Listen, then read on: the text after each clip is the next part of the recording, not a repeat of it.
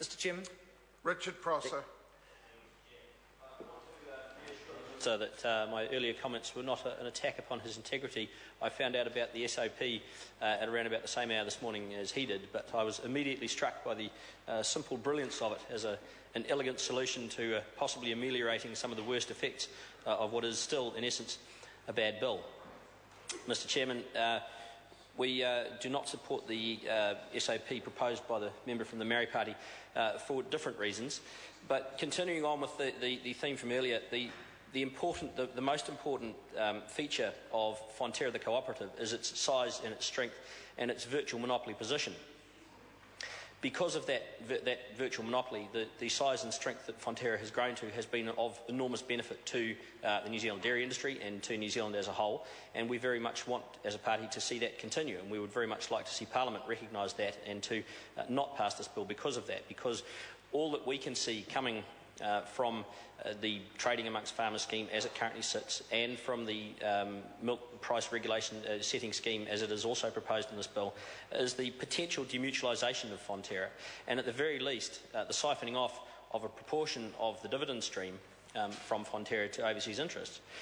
Where we also see a cap on the size of the fund being of benefit is that it will limit the tradability of shares, and we see that there is another danger inherent in the trading of unit securities, particularly in the dry shares, because the value of those unit securities will directly affect the value of all other shares in the cooperative, and that will have a direct flow-on effect to the ability of farmers to enter and exit the co-op. Whether they have the right to enter and exit freely or not is not really the issue. It's the cost of entering which will be the issue. And if the focus of a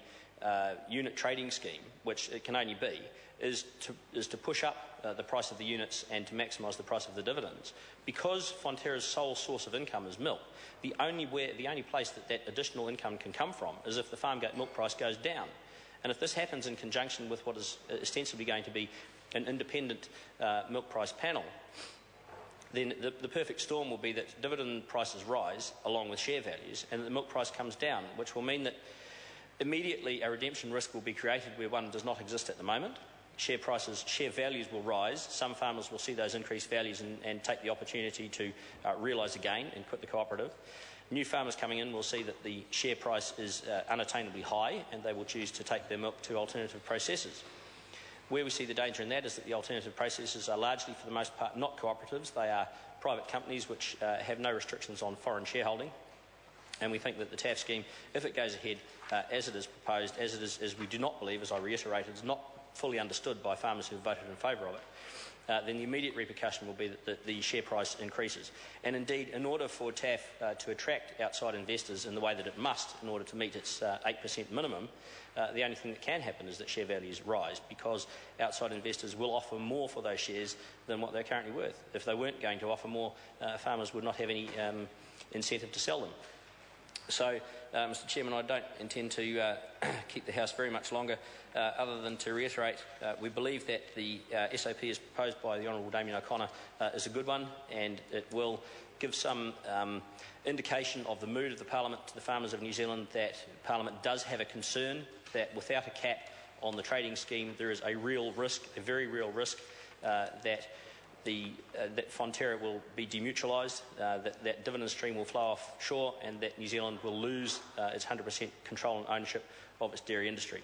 So we remain opposed to the bill. We still support the SOP by the Honourable Damien O'Connor, and in closing, Mr Chair, I would just like to add that if Fonterra is allowed to be demutualised by this or any other means, it will be to the great detriment of New Zealand as a whole. Thank you. Eugenie Sage.